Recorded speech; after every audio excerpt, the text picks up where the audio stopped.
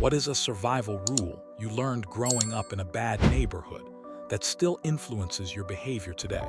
Most people hear footsteps and think someone's coming. I hear footsteps and know exactly what mood they're in, how much they've had to drink, and if I need to disappear in the next 10 seconds. Reddit, what's your survival rule that never left you? Watching out for probing question. To this day, I always think, why are you asking me this?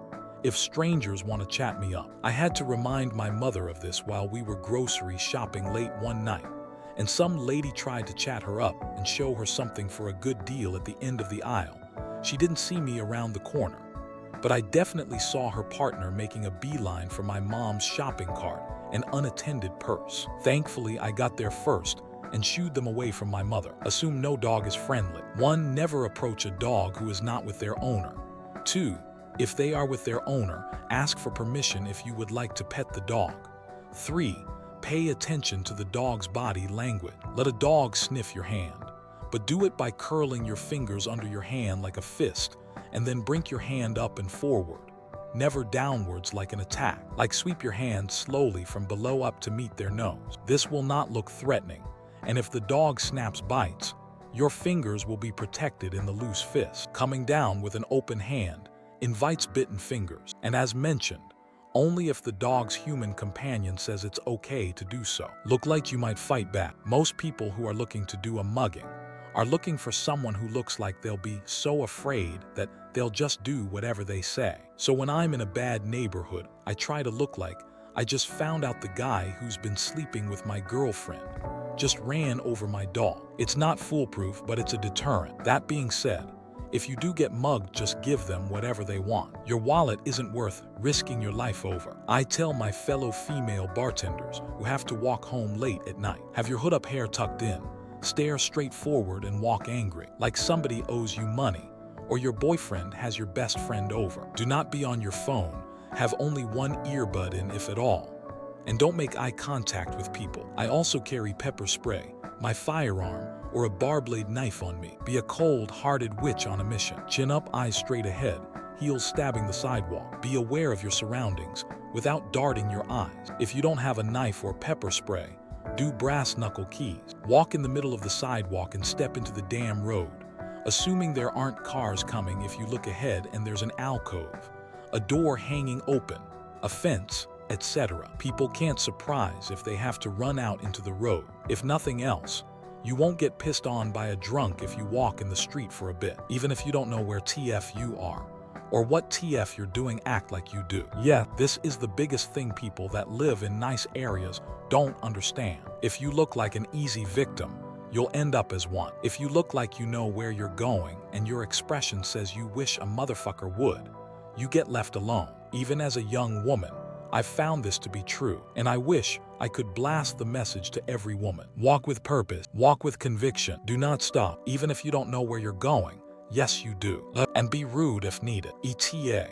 And when you're being rude, look them dead in the eye. I did this most recently in Vegas when some prick was bothering me. Something about looking them straight on will typically make creeps give up. So true. I would sometimes end up going in the wrong direction for a little bit, but I never hesitated.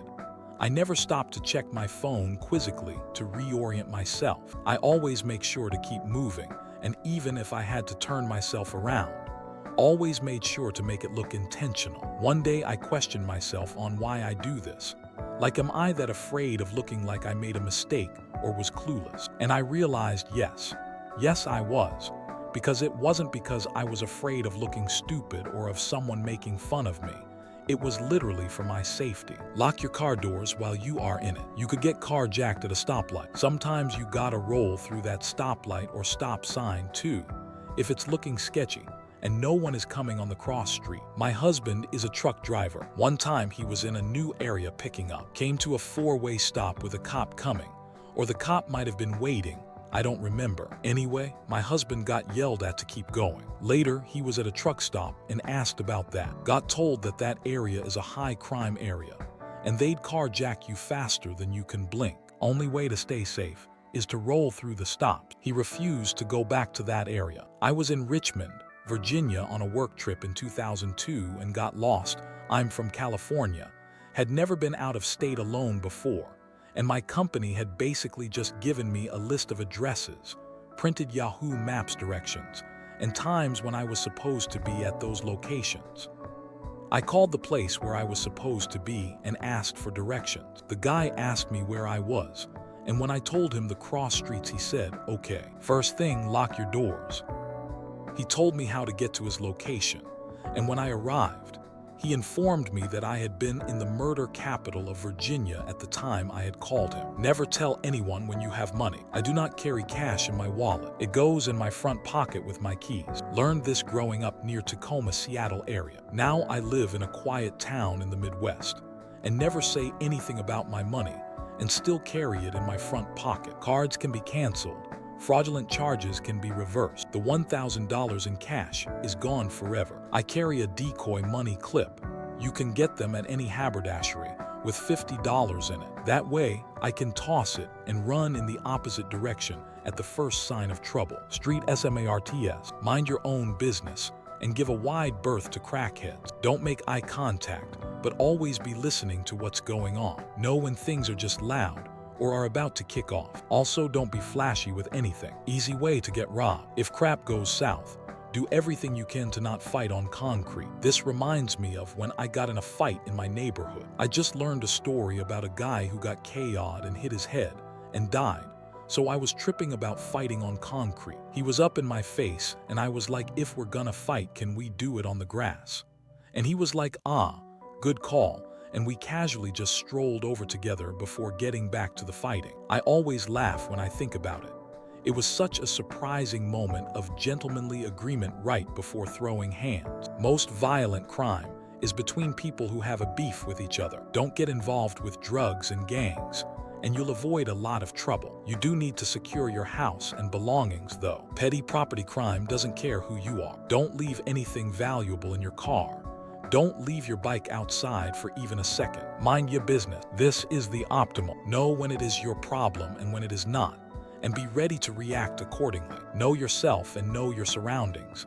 That includes people around you. If you're young, trust your gut and be firm. If you're older, protect, teach. You can't turn it off. Every siren, every door closing or opening will put you at edge. And that's okay. We all have experiences with sounds and situations. Some good, some bad.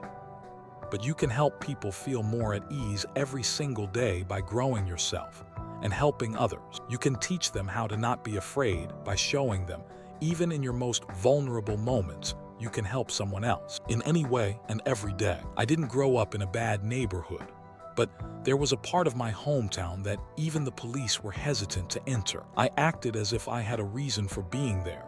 And as a pizza delivery driver, I did. I showed no fear. I never had a problem. One of my fellow drivers got robbed, and our store manager went into a panic. I was the only one willing to make deliveries into that part of town, and I think I gained a bit of respect from our customers. Bottom line, don't cause problems. Don't look for problems. Don't try to act tough, but stand your ground.